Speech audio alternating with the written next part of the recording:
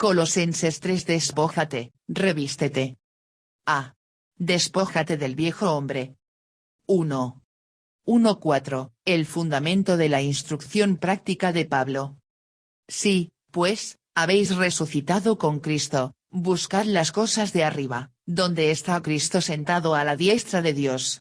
Poned la mira en las cosas de arriba, no en las de la tierra. Porque habéis muerto, y vuestra vida está escondida con Cristo en Dios. Cuando Cristo, vuestra vida, se manifieste, entonces vosotros también seréis manifestados con Él en gloria. Sí, pues, habéis resucitado con Cristo. Aquí Pablo comienza una sección donde se enfoca en la vida práctica del cristiano, con el claro entendimiento de que una vida cristiana práctica se edifica sobre el fundamento de la verdad teológica. Ya que sabemos que Jesús realmente resucitó de entre los muertos, entonces nuestra identidad con Él se hace real. Es solamente por el hecho de que nosotros hemos resucitado con Cristo que podemos buscar las cosas de arriba. Y la idea de haber resucitado con Cristo se introdujo en Colosenses 2:12, donde Pablo utilizó el bautismo para ilustrar esta realidad espiritual. Ahora, al ver que hemos resucitado con Cristo, ciertos comportamientos son apropiados para nosotros.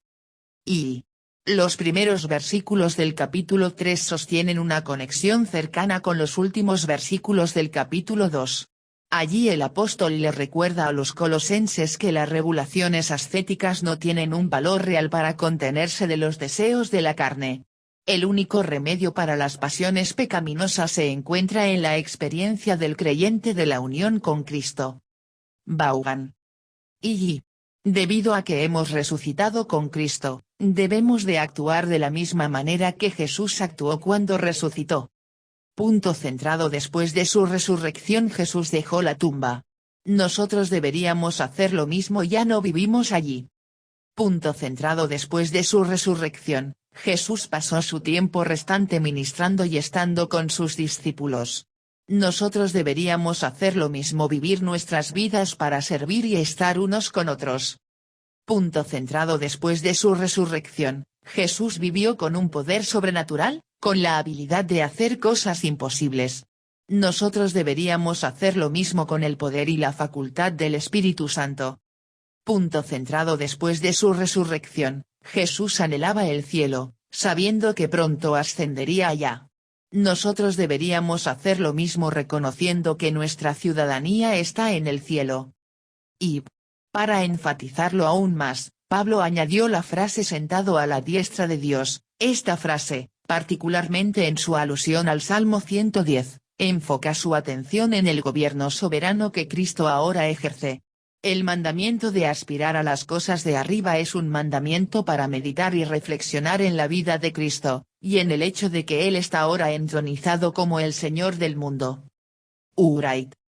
B. Poned la mira en las cosas de arriba. La mejor vida cristiana proviene de las mentes que tienen la mirada en las cosas de arriba. Ellos se dan cuenta de que sus vidas están ahora escondidas con Cristo en Dios, y como Jesús está entronizado en el cielo, los pensamientos y corazones de ellos están conectados en el cielo también. Y el creyente debe de buscar las cosas de arriba. La palabra buscar denota aspiración, deseo y pasión. Para poder buscar estas cosas la mente debe estar puesta en ellas. Morgan. Y ama las cosas de arriba, estúdialas, deja que tu corazón quede absorto en ellas. Ahora, que te has convertido a Dios, actúa en referencia a las cosas de arriba de la misma forma en que lo hacías en referencia a las cosas terrenales. Clarke. Y no todas las cosas terrenales son malas, pero algunas sí lo son. Aún aquellas cosas que en sí mismas no causan daño, se convierten en dañinas si se les permite que tomen el lugar que debiera estar reservado para las cosas de arriba. Vaughan. C. Cuando Cristo, vuestra vida, se manifieste, entonces vosotros también seréis manifestados con Él en gloria. La promesa del regreso de Jesús no es solamente que veremos su gloria, sino que también seréis manifestados con Él en gloria. Esta es la manifestación de los hijos de Dios que se menciona en Romanos 8:19. Y Cristo, vuestra vida, en otro pasaje, Pablo escribió: para mí el vivir es Cristo, Filipenses 1:21. Aquí él muestra que esta idea no era solamente para apóstoles especiales, sino para todos los creyentes. Cristo, vuestra vida. Algunas veces decimos, la música es su vida o el deporte es su vida o él vive para su trabajo. Del cristiano se debería de decir, Jesucristo es su vida. Y en aquel día todos verán a los santos de Dios por lo que realmente son y no por lo que solamente parecían ser en este mundo. Pablo, el prisionero, un judío excéntrico para los romanos y peor que un traidor gentil para los judíos, será visto como el apóstol Pablo, el siervo del rey. Los colosenses, expaganos insignificantes de un pueblo campesino de tercera categoría, serán vistos en una gloria que, si en estos momentos se apareciera, algunos serían tentados a adorarles. Wright. 2. 5:7. Haced morir las cosas que están en contra de Dios y apártense de este mundo.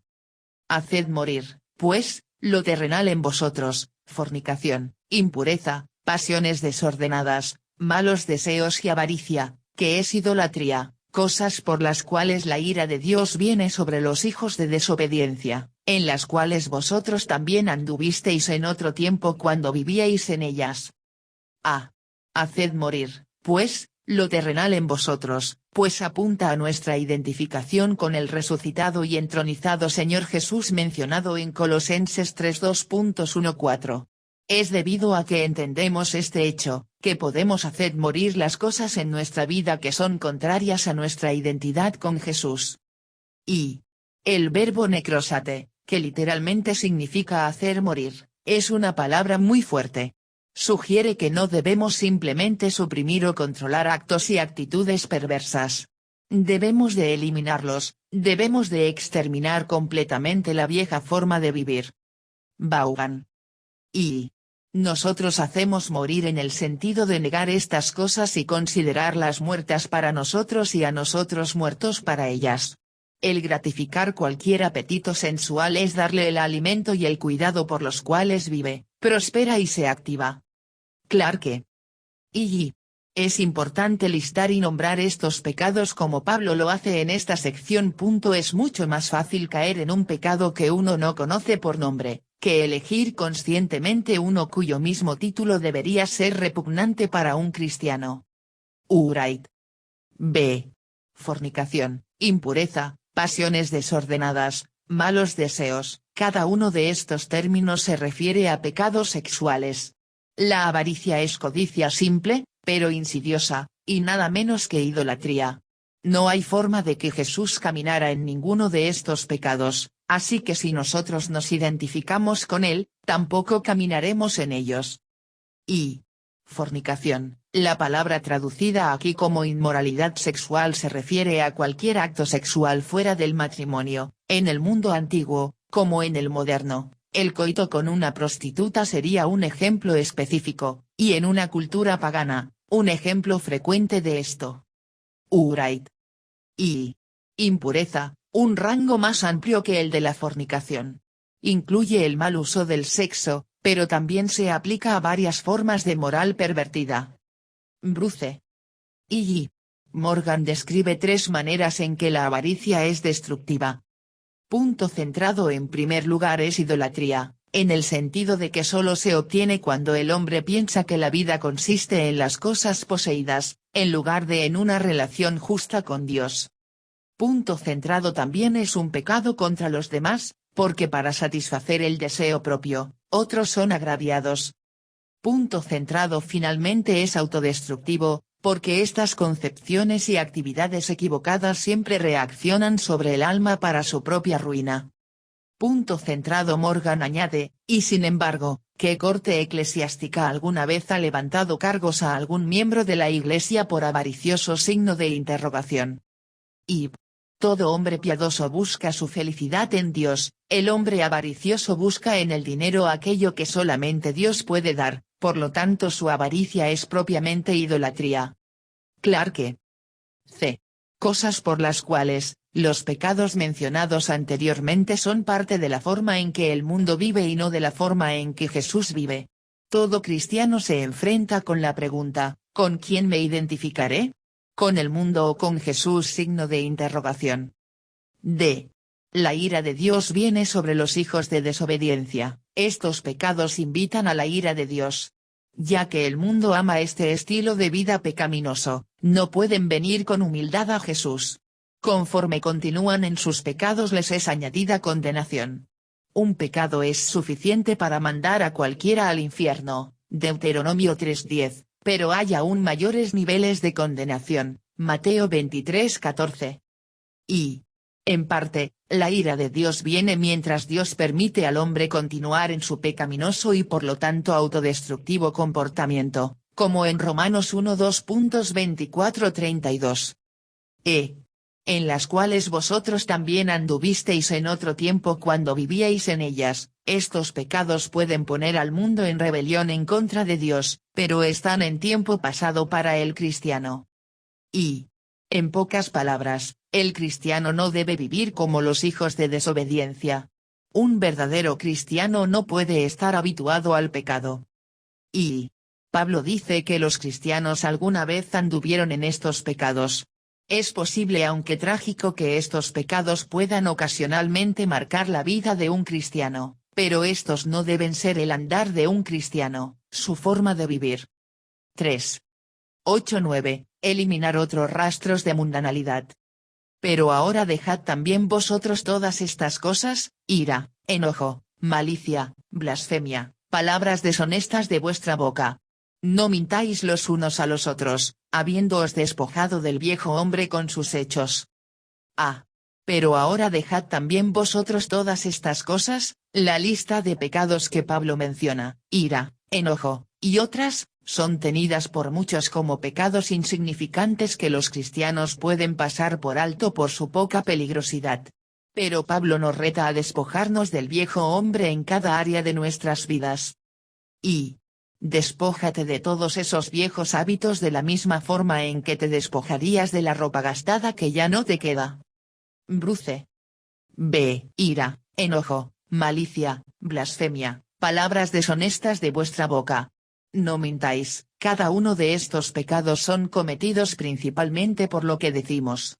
Cuando Pablo llama al creyente a una obediencia más profunda, nos dice que refrenemos nuestra lengua, y también lo dijo Santiago en Santiago 1:26 y 3:2.19.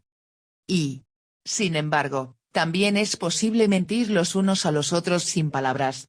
Es fácil distorsionar la verdad, una alteración en el tono de voz o una mirada elocuente bastarán. También hay silencios que pueden ser tan falsos y engañosos como cualquier palabra. Barclay. C. Habiéndoos despojado del viejo hombre con sus hechos. Los pecados más notorios de Colosenses 3:2.5 son fácilmente vistos como incompatibles con la naturaleza de Jesús. Pero estos pecados insignificantes también son incompatibles, así que despójate de estos pecados también. Y, en esta sección, Colosenses 3:2.59, Pablo muestra dos prioridades en la vida cristiana: la moralidad sexual conectada con la actitud correcta hacia las cosas materiales, y el simple hecho de llevarse bien en amor unos con otros. Es fácil para una comunidad cristiana el transigir una por la otra, pero Pablo, por medio de la inspiración del Espíritu Santo, insistió en que ambas tienen una alta prioridad en la práctica cristiana. Y, habiéndoos despojado del viejo hombre con sus hechos, significa que en Jesucristo, los santos de Dios son personas diferentes. Por lo tanto, cuando se siente una marea de pasión o una oleada de ira, se le debe tratar como el intruso alienígena que realmente es, y sacarle de la casa como si no tuviera ningún derecho a estar allí, y mucho menos andar dando órdenes. Wright. B. Revístete del nuevo hombre. 1. 10-11. De la manera que nos despojamos del viejo hombre, debemos de revestirnos del nuevo hombre. Y revestido del nuevo, el cual conforme a la imagen del que lo creó se va renovando hasta el conocimiento pleno, donde no hay griego ni judío, circuncisión ni incircuncisión, bárbaro ni escita, siervo ni libre, sino que Cristo es el todo, y en todos. Y revestido del nuevo. La frase que usó Pablo se usaba comúnmente para el cambio de un conjunto de ropa. Casi podemos ver la imagen de una persona que se quita lo viejo y se reviste con el nuevo hombre en Jesús. B. Se va renovando hasta el conocimiento, debido a que el nuevo hombre es renovado en conocimiento, este está hambriento de saber lo que Dios dice en su palabra. C. El cual conforme a la imagen del que lo creó. Pablo está claramente aludiendo a Génesis 1:27, donde se dice que Dios creó a Adán a su propia imagen. Sin embargo, ahora que el primer Adán es visto como el viejo hombre, debe ser despojado y descartado, ya que somos creados a la imagen del segundo Adán, Jesucristo. D. Donde no hay griego ni judío, circuncisión ni incircuncisión, bárbaro ni escita, siervo ni libre, el nuevo hombre forma parte de una familia, la cual no favorece a ninguna raza, nacionalidad, clase, cultura o etnia. Solo favorece a Jesús, ya que en esta nueva familia Cristo es el todo, y en todos. Y esta obra de la nueva creación no solo trata con el hombre viejo y nos da al hombre nuevo modelado según Jesucristo, también rompe las barreras que separan a las personas dentro de la sociedad. Dentro de la nueva creación no importa si una persona es griega o judía o circunciso o incircunciso o un escita o un esclavo ni un hombre libre. Todas esas barreras han sido quebrantadas. Y, por lo tanto, añade al bárbaro escita como un ejemplo extremista. Vea que. Y todas estas barreras existían en el antiguo mundo romano, y el poder de Dios a través del Evangelio de Jesucristo las rompió todas. Había una barrera especialmente poderosa entre el esclavo y el libre, pero el cristianismo cambió eso. Centrado en tiempos de persecución, los esclavos demostraron que podían enfrentar la prueba y sufrir por su fe con tanta valentía como los romanos nacidos libres. La esclava Blandina y su ama sufrieron la persecución que estalló en contra de las iglesias del Valle del Ródano en el año 177 después de Cristo, pero fue la esclava la heroína de la persecución, impresionando a amigos y enemigos por igual como un noble atleta en la contienda del martirio. Bruce. Centrado en la arena de Cartago en el año 202 después de Cristo se creó una profunda impresión en los espectadores cuando una gobernadora, Perpetua, estuvo de pie junto con su esclava Felicitas, ya que ambas mujeres enfrentaron una muerte común por una fe común. Bruce. 2. 12-17, la vida del nuevo hombre. Vestíos, pues, como escogidos de Dios, santos y amados, de entrañable misericordia, de benignidad, de humildad, de mansedumbre, de paciencia soportándoos unos a otros, y perdonándoos unos a otros si alguno tuviere queja contra otro. De la manera que Cristo os perdonó, así también hacedlo vosotros. Y sobre todas estas cosas vestíos de amor, que es el vínculo perfecto. Y la paz de Dios gobierne en vuestros corazones, a la que asimismo fuisteis llamados en un solo cuerpo, y sed agradecidos. La palabra de Cristo more en abundancia en vosotros, enseñándoos y exhortándoos unos a otros en toda sabiduría, cantando con gracia en vuestros corazones al Señor con salmos e himnos y cánticos espirituales. Y todo lo que hacéis, sea de palabra o de hecho, hacedlo todo en el nombre del Señor Jesús, dando gracias a Dios Padre por medio de él. A.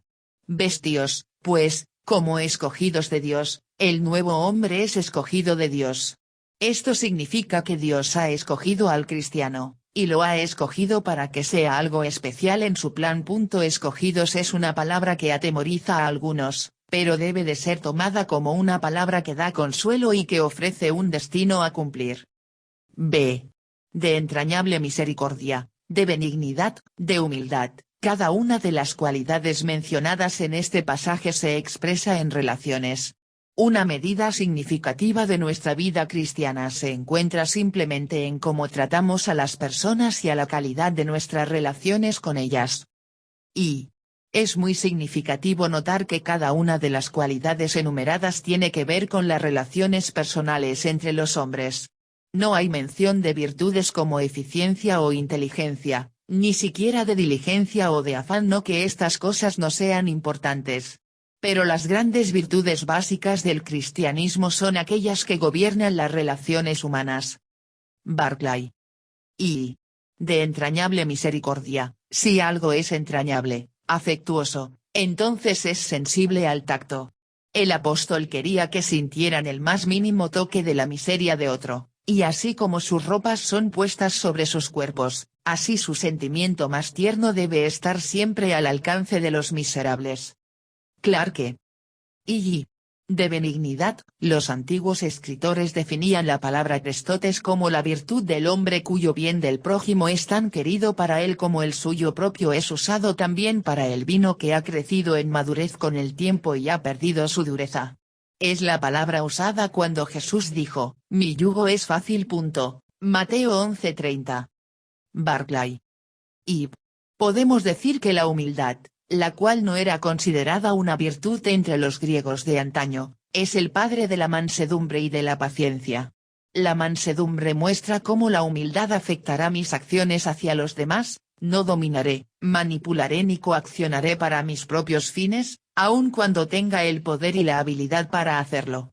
La paciencia muestra cómo la humildad afectará mis reacciones hacia los demás, no seré impaciente, temperamental, ni lleno de resentimiento hacia las debilidades y pecados de los demás. C. Y perdonándoos unos a otros si alguno tuviere queja contra otro. De la manera que Cristo os perdonó, así también hacedlo vosotros. Se nos ha dicho que vivamos perdonándoos unos a otros, según el ejemplo del perdón de Jesús hacia nosotros. Entender la forma en que Jesús nos perdonó siempre nos hará más generosos con el perdón, y nunca menos generosos. Y. Cuando consideramos la asombrosa deuda que Jesús nos perdonó, y la comparativa pequeñez de las deudas que otros tienen con nosotros, sería una ingratitud que nosotros no perdonáramos, como en la parábola que Jesús habló en Mateo 18 2.21-35, el perdón que ellos han recibido se utiliza para hacer cumplir su deber de perdonar a los demás. Vea que. Y. Cuando uno piensa en cómo Cristo te perdonó, esto debería hacernos mucho más generosos con el perdón. Punto centrado. Dios contiene su ira por mucho tiempo cuando nosotros pecamos contra Él. Él nos soporta por mucho tiempo, aun cuando le provocamos gravemente. Punto centrado. Dios alcanza a personas malas para darles perdón. El hábito del hombre es no reconciliarse si el ofensor es una persona de mal carácter.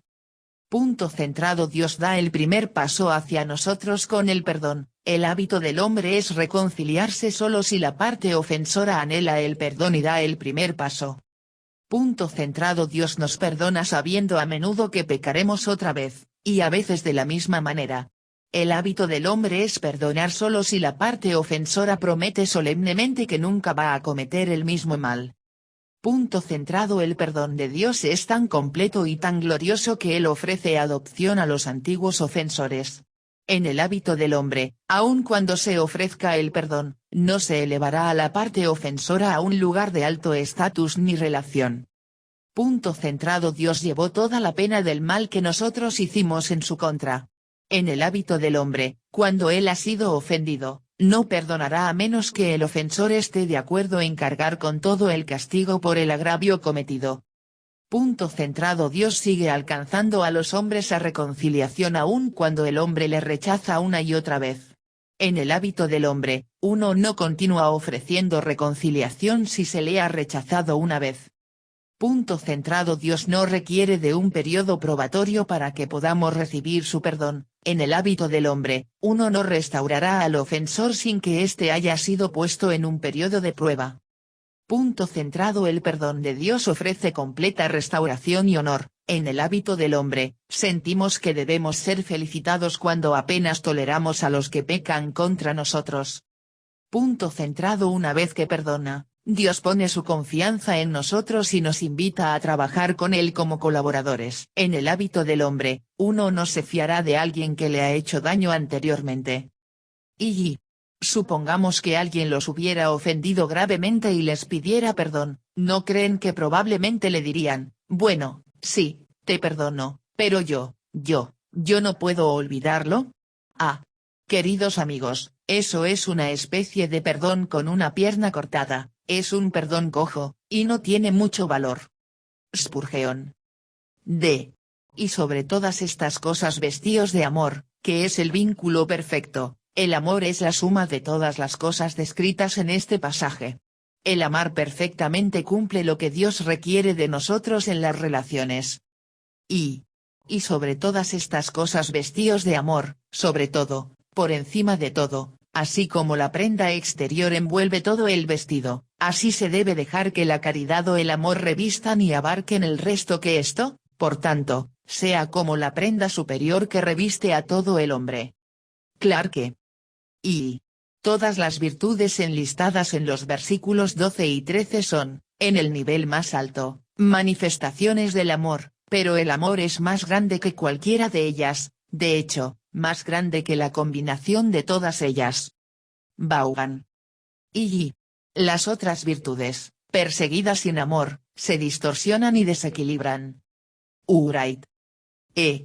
Y la paz de Dios gobierne en vuestros corazones, a la que asimismo fuisteis llamados en un solo cuerpo. El gobierno de la paz de Dios significa que la paz debe caracterizar a la comunidad del pueblo de Dios, y que esa paz es un estándar para discernir la voluntad de Dios. Y el apóstol dice, deja que gobierne. La palabra griega tiene el significado de arbitrar.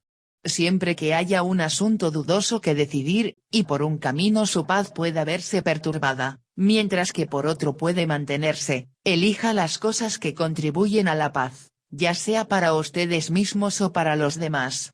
Dejemos que la paz de Dios actúe como árbitro. Meyer.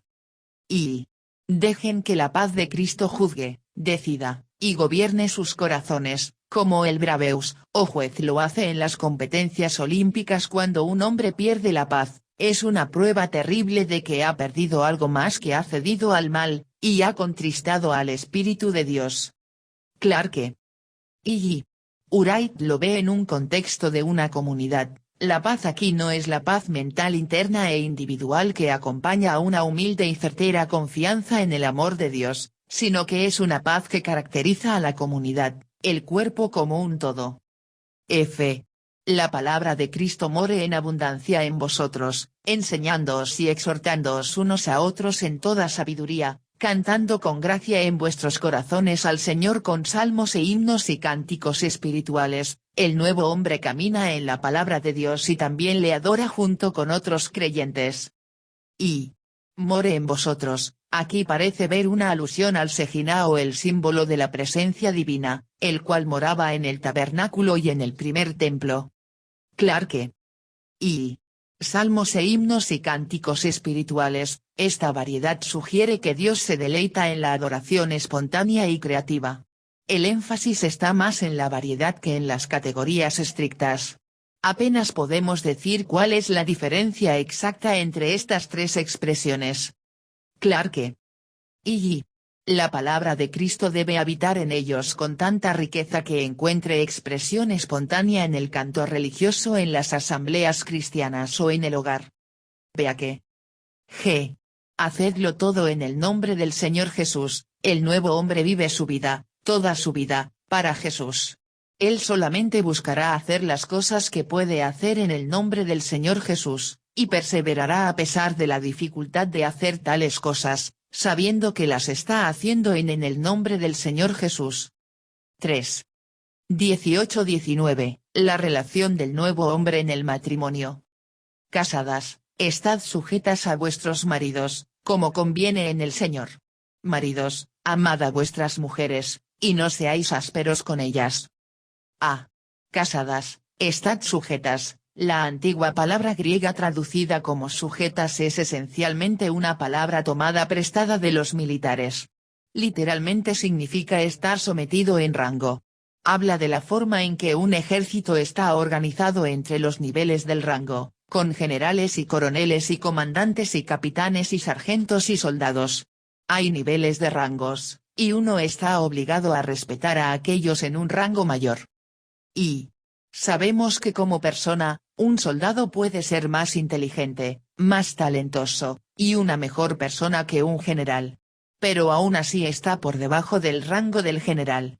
Él no está tan sometido al general como persona que como al general por el hecho de ser el general. De la misma manera, la esposa no se somete al esposo porque él se lo merezca. Ella se somete porque él es su esposo.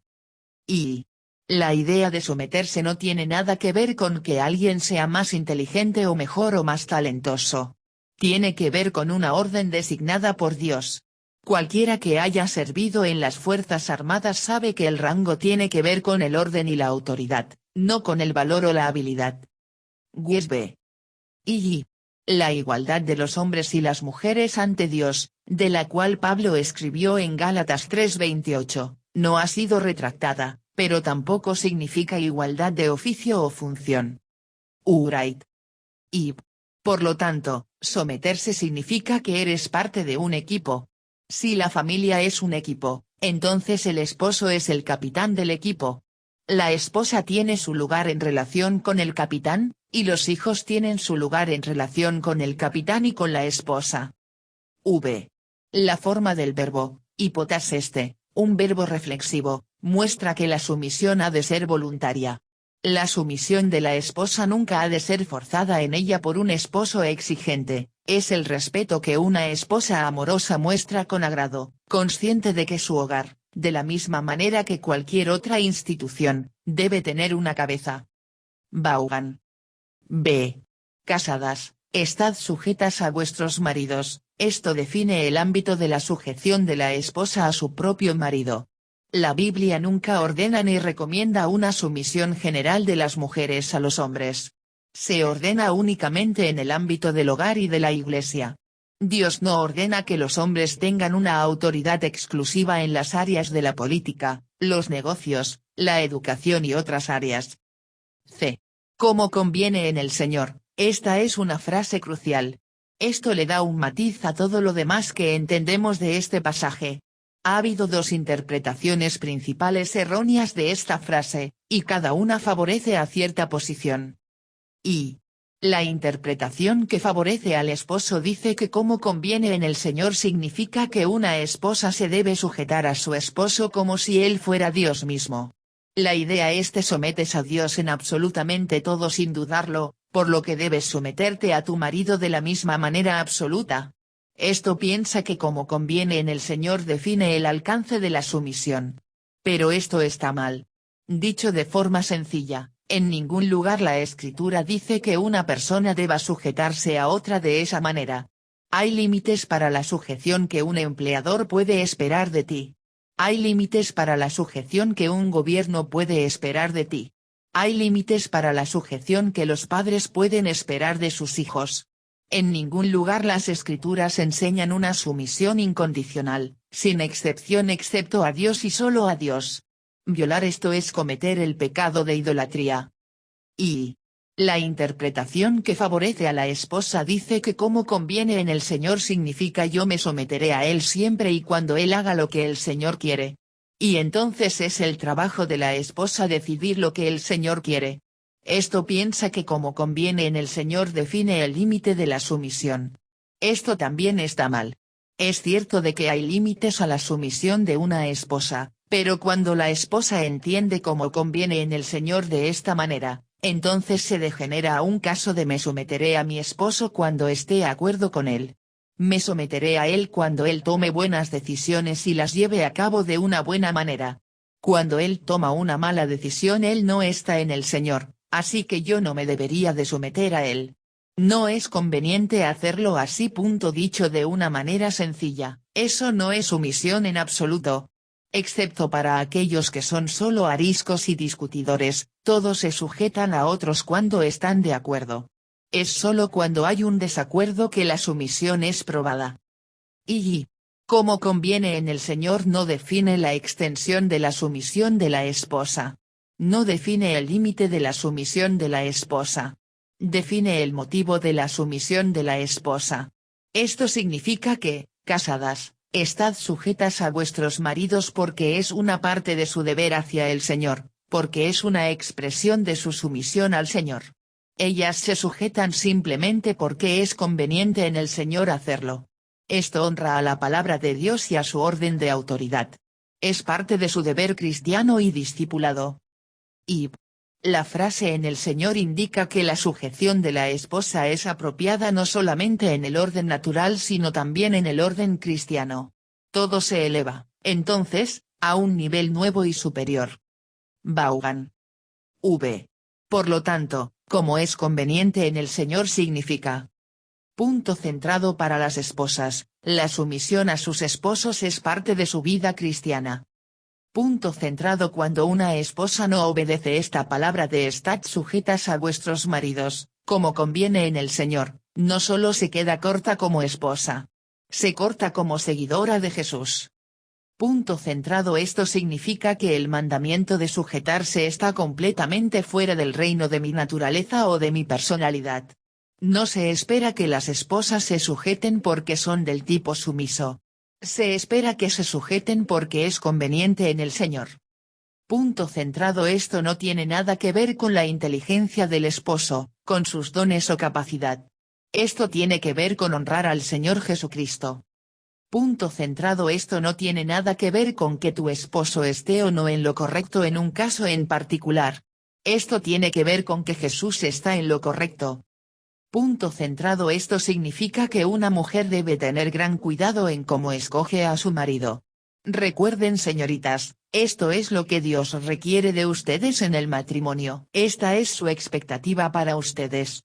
En lugar de buscar a un hombre atractivo, en lugar de buscar a un hombre adinerado, en lugar de buscar a un hombre romántico, es mejor que busquen a un hombre al cual puedan respetar. B. Como ocurre en toda relación humana, el mandato de someterse no es absoluto. Hay excepciones a este mandamiento de que las esposas deban sujetarse a sus propios maridos. Punto centrado cuando el esposo le pida a su esposa a pecar, ella no se debe sujetar.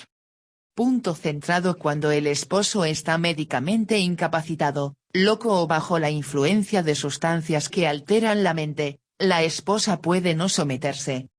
Punto centrado cuando el esposo es violento y amenazador, la esposa puede no someterse. Punto centrado cuando el esposo rompe el vínculo matrimonial por adulterio, la esposa no necesita someterse a que su esposo esté en una relación de adulterio. B. Si un discípulo estoico preguntara por qué se debe de comportar de cierta manera, su maestro no dudaría en decirle que era conveniente porque era en conformidad con la naturaleza. Cuando un cristiano convertido hace la misma pregunta, a él se le dijo que tal comportamiento es conveniente en el Señor. Los miembros de la comunidad de creyentes deben vivir por el bien de Cristo. Bruce. D. Maridos, amad a vuestras mujeres. Las palabras de Pablo a los esposos salvaguardan sus palabras a las esposas. Aunque las esposas deban someterse a sus maridos, nunca excusa a los maridos a actuar como tiranos sobre sus esposas. En lugar de eso, un marido debe amar a su esposa, y la antigua palabra griega traducida aquí como amarla es agape. Y, significativamente, esto impone una obligación a los maridos. En el mundo antiguo, según las costumbres judías, griegas y romanas, todos los poderes y privilegios pertenecían a los maridos con respecto a las esposas, a los padres con respecto a los hijos, a los amos con respecto a los esclavos. No había poderes o privilegios complementarios para las esposas, los hijos o los esclavos. Y agapao no denota afecto o una unión romántica, más bien denota un amor solidario, una actitud mental deliberada que se preocupa por el bienestar de la persona amada. Vaughan. Y, en un sentido estricto, agape no puede ser definido como el amor de Dios, porque se dice que los hombres tienen agape hacia el pecado y el mundo, Juan 3:19, 1 Juan 2:15. Pero puede definirse como un amor sacrificado, generoso, absorbente. La palabra tiene poco que ver con emoción, tiene mucho que ver con negarse a uno mismo por el bien de otro. Punto centrado es un amor que ama sin cambiar. Punto centrado es un amor que se entrega a sí mismo, que da sin exigir ni esperar retribución. Punto centrado es un amor tan grande que puede darse a los desagradables o poco atractivos. Punto centrado es un amor que ama aun cuando es rechazado. Punto centrado el amor agape da y ama porque quiere, no demanda ni espera pago por el amor dado. Da porque ama, no ama para poder recibir. Y podemos leer este pasaje y pensar que Pablo quiso decir, marido, sé amable con tu esposa. O, marido, Sé bueno con tu esposa. No hay duda de que para muchos matrimonios esto sería una gran mejora. Pero eso no es de lo que Pablo ha escrito. Lo que él quiere decir es, marido, practica continuamente la abnegación por el bien de tu esposa. Por supuesto que este amor ágape es el tipo de amor que Jesús tiene por su pueblo y este es el amor que los maridos deberían de imitar hacia sus esposas, Efesios 5:25. Y no seáis ásperos con ellas. La implicación es que quizás la esposa le ha dado al esposo alguna razón para ser áspero. Pablo dice, marido, eso no importa. El marido puede sentirse perfectamente justificado en su actitud y acciones duras o poco amorosas hacia su esposa, pero no está justificado, sin importar cómo haya sido la esposa hacia el esposo. Y ágape ama aun cuando hay deficiencias obvias y evidentes, aun cuando el receptor sea indigno del amor. 4. 20-21. La relación entre padres e hijos del nuevo hombre. Hijos, obedeced a vuestros padres en todo, porque esto agrada al Señor. Padres, no exasperéis a vuestros hijos, para que no se desalienten. Hijos, obedeced a vuestros padres en todo. Pablo tiene en mente a los hijos que aún están bajo el techo de sus padres y bajo su autoridad. Estos no solamente deben honrar a su padre y a su madre, como en Efesios 6:2.2, sino que también deben obedecerlos, y obedecerlos en todo. Y cuando un hijo ha crecido y está fuera de la casa de sus padres, ellos ya no están bajo la misma obligación de obediencia, pero la obligación de honrar a su padre y a su madre permanece. Porque esto agrada al Señor. Esta es una de las razones más importantes por las que un hijo debe de obedecer. Cuando un hijo respeta la autoridad de su padre, está respetando el orden de autoridad dado por Dios en otras áreas de la vida. Y esta idea de un orden de autoridad y sumisión a un orden de autoridad son tan importantes para Dios, que son parte de su propio ser. La primera persona de la Santa Trinidad es llamada el Padre, la segunda persona de la Santa Trinidad es llamada el Hijo. Inherente en esos títulos está una relación de autoridad y sumisión a la autoridad. Y el Padre ejerce su autoridad sobre el Hijo, y el Hijo se somete a la autoridad del Padre y esta es la misma naturaleza y forma de ser de Dios. Nuestro fracaso al ejercer la autoridad bíblica y nuestro fracaso al someternos la autoridad bíblica, no solo está mal y es triste, esto peca en contra de la misma naturaleza de Dios. Recuerda 1 Samuel 15:23, porque como pecado de adivinación es la rebelión. Padres, no exasperéis a vuestros hijos. Los hijos tienen la responsabilidad de obedecer, pero los padres aquí puestos como uno solo en padres tienen la responsabilidad de no exasperar a sus hijos. Los padres pueden exasperar a sus hijos al ser demasiados duros, al ser muy demandantes, al no perdonar, o solamente mostrar ira. Esta dureza puede ser expresada a través de palabras, a través de acciones, o a través de comunicación no verbal. Y en la mayoría de los problemas de crianza, el padre le echa la culpa al hijo. Es muy fácil de hacer, porque el problema es siempre más evidente en el mal comportamiento del hijo. Pero Pablo nos recuerda sabiamente que el mal comportamiento bien puede ser provocado por el padre. Cuando este es el caso, esto no justifica el mal comportamiento del hijo, pero podría explicar parte de su causa. Es una ordenanza para los padres el hacer todo lo que puedan para no exasperar a sus hijos. Y exasperar, irritar por órdenes exigentes y la perpetua búsqueda de fallas e interferencia solo por interferir.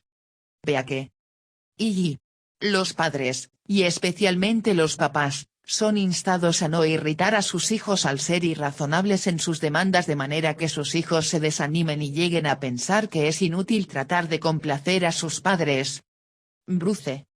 Y la palabra padres se puede referir a los padres de ambos sexos, aunque bien puede tener en cuenta la importancia del papel del padre, dentro del orden creado por Dios, en la crianza de los hijos.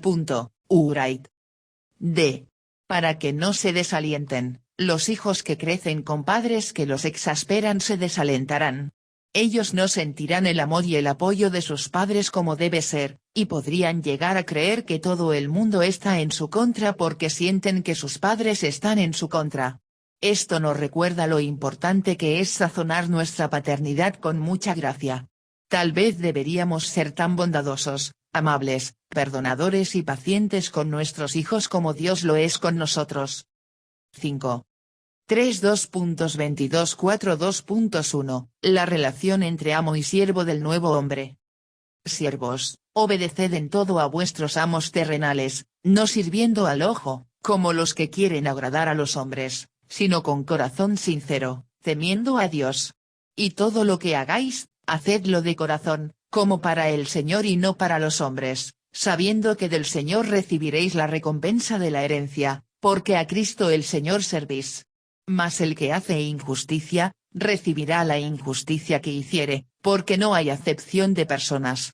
Amos, haced lo que es justo y recto con vuestros siervos, sabiendo que también vosotros tenéis un amo en los cielos. Siervos, obedeced en todo a vuestros amos terrenales, a medida que los cristianos se revisten del nuevo hombre, mostrarán una actitud propiamente sumisa hacia sus amos en un contexto moderno, hacia su patrón o supervisor. Y este es otro campo del orden de autoridad de Dios. Los empleados tienen un papel ordenado por Dios de obediencia y sumisión a sus empleadores o supervisores.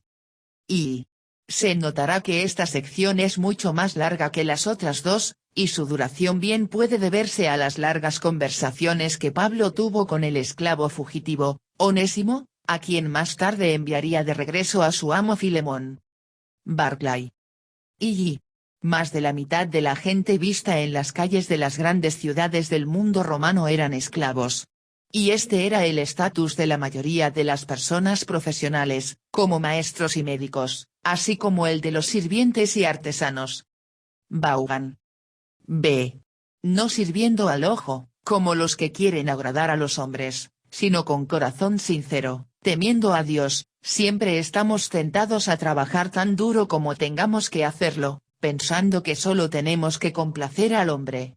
Pero Dios quiere que cada trabajador vea que, en última instancia, trabajan para Él. Por lo tanto, ellos deben hacerlo con corazón sincero, temiendo a Dios. Dios promete recompensar a aquellos que trabajan con este tipo de corazón. Y el cristiano que es un trabajador deshonesto, perezoso o poco confiable tiene algo mucho peor con lo que lidiar que solo una reprimenda de su supervisor terrenal. Su supervisor celestial podría preparar una reprimenda también. Y aún más culpable es la actitud de los mirarelojes modernos, quienes han sido contratados para servir a su empleador y recibir una remuneración acordada por su labor. Pero los esclavos cristianos o los empleados cristianos de la actualidad tienen el más alto de todos los motivos para el cumplimiento fiel y concienzudo de su deber, son sobre todo siervos de Cristo, y trabajarán ante todo para agradarle. Bruce. Y la recompensa de la herencia, uno debería de leer la herencia apropiadamente, la referencia es claramente a la vida de la era por venir. Esto es irónico, ya que en términos terrenales los esclavos no podían heredar propiedades. Wright. Y porque a Cristo el Señor servís, la fuerza de esta frase inusual, Pablo en ninguna otra parte permite que los títulos de Señor y de Cristo estén juntos sin el nombre de Jesús también, podría resaltarse con una paráfrasis, así que trabajen para el verdadero amo Cristo. Wright. Mas el que hace injusticia, recibirá la injusticia que hiciere. Cuando un trabajador cristiano tiene un desempeño pobre en su trabajo, él no debe de esperar una blanda exigencia de su jefe, especialmente si el jefe es cristiano. Ser un cristiano nos hace más responsables, no menos responsables. Y es posible para un siervo infiel el hacer mal y defraudar a su amo en una gran variedad de formas sin ser detectado. Pero que todos recuerden lo que aquí se dice, el que hace mal, recibirá por el mal que ha hecho, Dios lo ve y lo castigará por su falta de honestidad y confianza. Clarke. Y recibirá. Porque no hay acepción de personas, Para los antiguos esclavos cristianos y para los trabajadores cristianos modernos, no hay garantía en la tierra de un trato justo por parte de aquellos para quienes trabajan. Algunas veces acepción de personas significa que los malos trabajadores son injustamente recompensados y que los buenos trabajadores son penalizados o dejados sin recompensa. Pablo asegura tanto a nuestros antiguos hermanos como a nosotros que hay una recompensa y un castigo finales, y con esto no hay acepción de personas. Y en Efesios 6:2.9 Pablo se dirige a los amos y les advierte que no hay acepción de personas con Dios. Aquí, le advierte a los siervos que no hay acepción con Dios. En Efesios, los amos no deben de pensar que Dios es influenciado por la posición social. En el actual pasaje, los esclavos no deben de actuar sin escrúpulos solo porque ellos saben que los hombres los tratan como propiedades de una manera negligente. Vaughan. D. Amos, haced lo que es justo y recto con vuestros siervos, conforme los cristianos sean revestidos del nuevo hombre, ellos serán justos y rectos hacia aquellos que trabajan para ellos. Es algo terrible para un jefe engañar o maltratar a sus trabajadores, pero mucho peor para un cristiano hacerlo. Y justo y recto, esto es incluso más poderoso que una orden para que los amos sean amables o agradables con los esclavos. Uno puede ser amable o agradable con los animales o mascotas, pero solo somos justos y rectos con los seres humanos. Pablo pidió a los amos que hicieran un reconocimiento que socavaría los cimientos mismos de la esclavitud. Y a lo largo de la historia del cristianismo, ha habido algunos que utilizaron estos pasajes en los que Pablo habla a los esclavos y sus amos para justificar o incluso promover la práctica de la esclavitud. Otros han culpado a estos pasajes por la práctica de la esclavitud. Sin embargo, uno no puede culpar al cristianismo por la esclavitud, fue una práctica universal que precedió al cristianismo y a la nación judía. En cambio, uno debe ver que la abolición de la esclavitud provino del pueblo y los impulsos cristianos, y no de ninguna otra religión importante y ciertamente no del secularismo. Y, sin hacer una protesta abierta en contra de la esclavitud, Pablo parece entender que si él podía establecer el punto de que los esclavos eran iguales en el cuerpo de Cristo, seres humanos plenos, con responsabilidades y derechos, que ellos debían ser tratados de una manera justa y recta, entonces con el tiempo toda la estructura de la esclavitud en el Imperio Romano se desmoronaría.